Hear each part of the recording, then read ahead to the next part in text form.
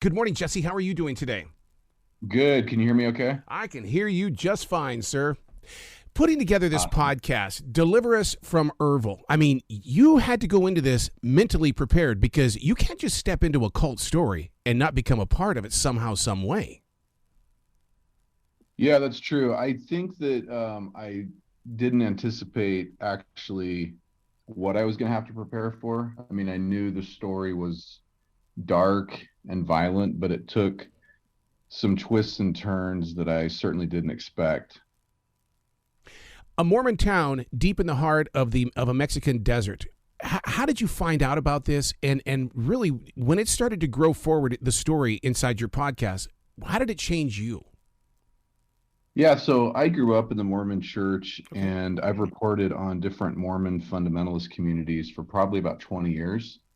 And so I had heard of this community down in Mexico and I had been, intrigued by them. And then you may remember in 2019, there was a massacre of some women and children who were crossing a mountain range in Sonora, between Sonora and Chihuahua.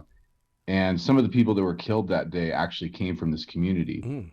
Mm. And so when that happened, I got contacted by a number of different magazines I'd written about before or written for before, and they asked me to go down and look into the massacre. And so that was the first time I visited the community. In terms of how it changed me, I mean, I think I had to think. I no longer practice Mormonism, and I sort of thought I'd put it all behind me. But in meeting these people, I mean, you just sort of grapple with these questions of like how faith or religion could be a really positive thing in some people's lives, and then how it can just go like disastrously wrong and turn into a thing that's pretty brutal and violent and bloody and dark. Was there ever a moment where they wanted to turn it around and didn't want it to go, like you said, brutal and dark? Because, I mean, it's almost like, wow, they were living off their own rules. Yeah, so when the community first started, there were these two brothers, and we talk about this in the first episode, Joel and Ervil. Yep. And if you go down there today, the community is really still made in Joel's image, the brother who was killed. And so in some ways they sort of attained what he had foreseen. It's sort of like this little oasis in the middle of the Mexican desert. I mean, it's in cartel country, so it's very dangerous.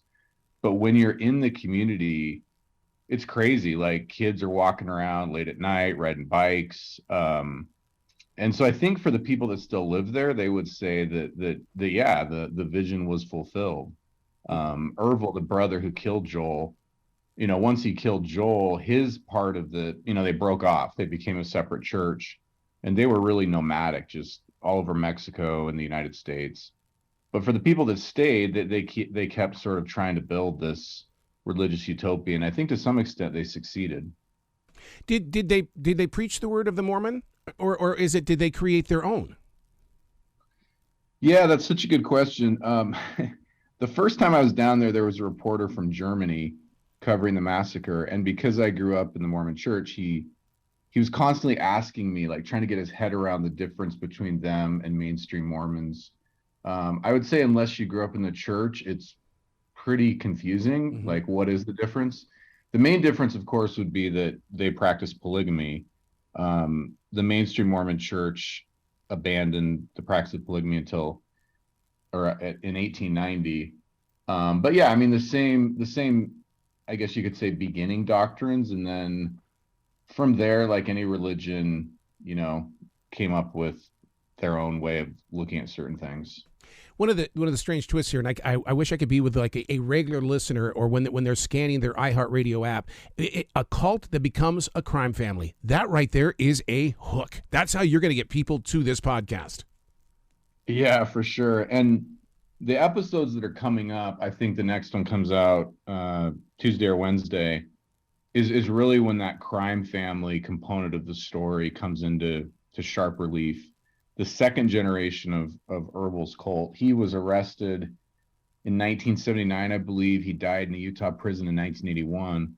But while he was in prison, he wrote like his final opus called Book of the New Covenant. Mm. And when people smuggled it out, they couldn't make sense of it. They thought this is just the ramblings and rantings of a madman. But he had 7 sons who read it. And when they read it, they recognized what it was, which is it was a hit list. Mm. And so the second generation of the cult, none of this has come out yet.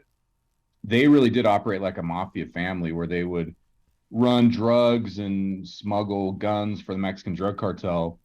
And they would use all of it to finance hits on their father's enemies, even though he was dead. So, sort of like this guy from the grave was still exacting vengeance and retribution for those that had betrayed him. As real as you lived it, but to a listener, it's like, wow, was he writing this on his computer? It seems more like a novel that was like instead of something that actually took place. Yeah, I know. It's one of those things like truth is stranger than fiction. And I've written a lot of wild and crazy stories. This was one where even as I was writing it, I mean, and there's a couple different books about the early years and some of these different murders. I was sort of astounded by just the volume of killings. I mean, it's Mm-hmm. unlike anything I'd ever come across, just one after another after another. Um, but yeah, I mean, it's fairly unprecedented, I think, in its scale and scope of violence. One of the things that you cover inside Deliver Us from Ervil is the fact that these followers were groomed at a very early age. Yeah, so in the upcoming episodes, we talked to a girl who grew up in the cult, never knew anything different.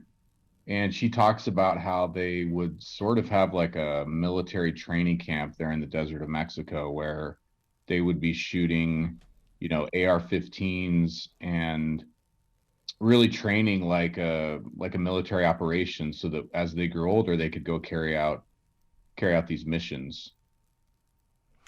How did the followers find their faith in Ervil or even in Joel? Because I mean, you could see the writing on the wall. It was chaotic and it was psychotic. Yeah, I mean, I think in the case of Ervil, he was incredibly charismatic. And I've thought about that question a lot. I think that people oftentimes find comfort in somebody who has the answers, in somebody who said, life can be so confusing and chaotic. And if you've got a person in your life who's pointing the way forward and they are charismatic and you sort of like to be around them, I think that's one answer. In the case of Erbil, I think in episode 2, we talk about this massacre that his followers carried out in a little beachside town in Baja California called Los Molinos. And doing the interviews, we talked to a couple of people whose relatives were attacked. And all these years later, they said, we still love Erbil. So I Mm-hmm. think that sort of speaks to the charisma sometimes of these spiritual leaders. One of the things that really caught my attention very quickly was the fact that you sit there as a listener going, I would never do this, I would never do this, and then all of a sudden I learned from you that, as you say, most of us are tribal. To get out could lead to death. I was like, oh my God, that is so true. We are tribal. Yeah. And I think in the case of a lot of the people that were born into it, and I can relate to this having been born into the Mormon church, it sort of becomes your reality and you don't question any of it. It's just what's presented to you. For others who converted, I think in the case of Erbil's cult, it really was death. I mean, they were told if you leave, we'll kill you. And then when they see that actually happening, it becomes a reality. Some of the people who eventually flipped on him, they flipped on him because they felt like if I don't, I'm going to be killed. Yeah. But yeah, I do think there's sort of a universal theme there Well, didn't where, yeah, go ahead. didn't Ervil also do some turning? Because I mean, there were some times there where the journalist got in his way. Yeah, there's one journalist in particular. He lives in Washington, D.C. now, but he sort of broke open the case here in Utah. And he had a close call where he was working on deadline at the newsroom. And had he not been there, he may have been killed. Erbil had sent 2 assassins to kill him. So, it was certainly a dangerous story to tell because whether it was a judge, a prosecutor, police, journalists, yeah, anyone who got in his way, he tried to figure out a way to eliminate. What's really interesting about this is that it all takes place in the 70s. I was a teen in the 70s. So when I see 1974, when Ervil leaves the house or is kicked out of the house, and I see 1977 that the police learn about the cult. I mean, it's like what, you know, I mean, I know the music sound, I know the culture, but for them to separate themselves from what the culture was to create their own world just blows me away. Yeah, and I think that's really one of the essential things for any of these cults to operate. In the latest episode, I brought up this pretty well-known allegory of Plato's cave, where light starts to stream in, and you begin to question, hey, is this real? Yeah. But I think for any of these cults to flourish, isolation is key. Right now on Hulu, there's that show Under the Banner of Heaven. The book talks about the FLDS down in southern Utah. And for years, I mean, I reported on them as well. If you went into their community, they literally had these big pickup trucks that would run you out of town. They called them the God Squad. And that was because they kind of intuitively knew, like, hey, no elements of the outside world, rock music, TV, whatever, can come in here, because if it does, then this carefully constructed world that we've created will crumble. And I think that's sort of essential for these things to survive.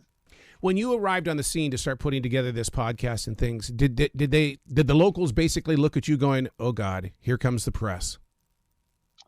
In Colonial LeBaron, where this all began, it depends. I mean, because of the massacre, there are some people who have decided that the only way they can, or part of the way they can be protected, is to work with the press to keep their story in the headlines.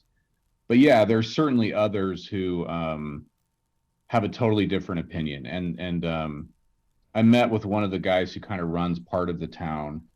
And as soon as I met him, he said, I hate journalists. So yeah, there's certainly parts of the town where they would rather you're not there.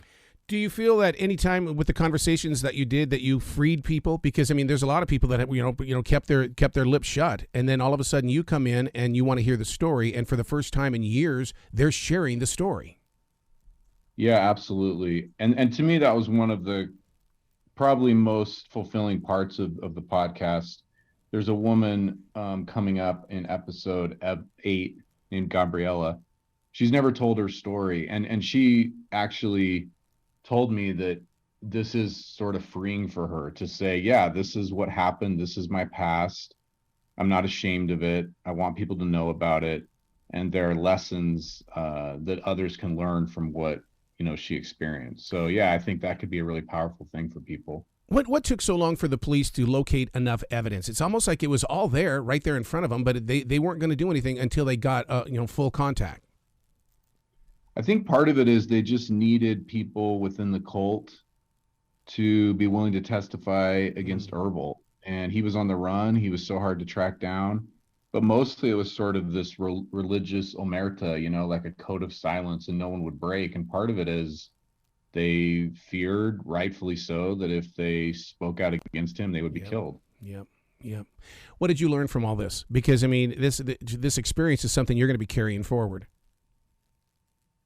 Yeah, I mean, I think that we just, even for people of faith, and I have many friends and family who are people of faith, you can never sort of put reason off to the side. I mean, I think I was talking to my wife about this, God, asking you to kill someone or something like that. I think you've really got to question that. And then I think the other part is just that, religion is a wonderful thing in many people's lives. And then, for whatever reason, we have these sort of powerful, charismatic figures that I think can lead people down some dangerous and dark paths, and so to kind of be alert for that.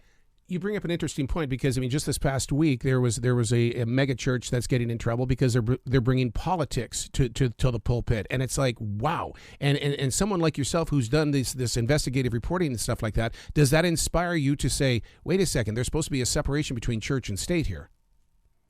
Yeah, and I think the other part of it is that for so many people, politics has become religion.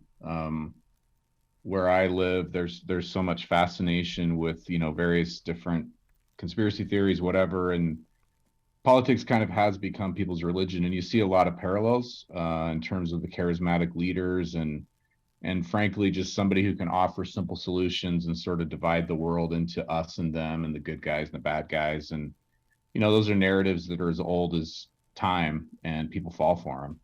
How much time do you get to put into the process of the podcast in the way that I know that you probably have a brilliant team, everybody's working together, and you also do the voiceover, but I mean, and the writing, but how much of the building do you get to be a part of? Yeah, I mean, we did have or do have a brilliant team novel. They're based in London, and so I had a team that wrote it with me, and then we're in the studio recording. But yeah, I mean, I lived with this story really since the massacre, so it's been a couple years. Jeez. And you think about it even when you wish you weren't thinking about it. And then I think the other part of it is, especially when you're talking with people who've never shared their story, you feel a duty to get it right. I mean, this is their first time telling it. They're putting it out into the world.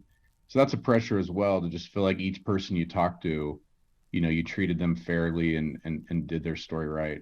Podcasting has grown in the way that, so often, because when I started in 2012, it was just that little hobby that everybody was doing. But it's grown now into the fact that you guys build these things and then you release them like a novel or like a movie. I mean, so in other words, this podcast is probably already done 100%. What are you working on now?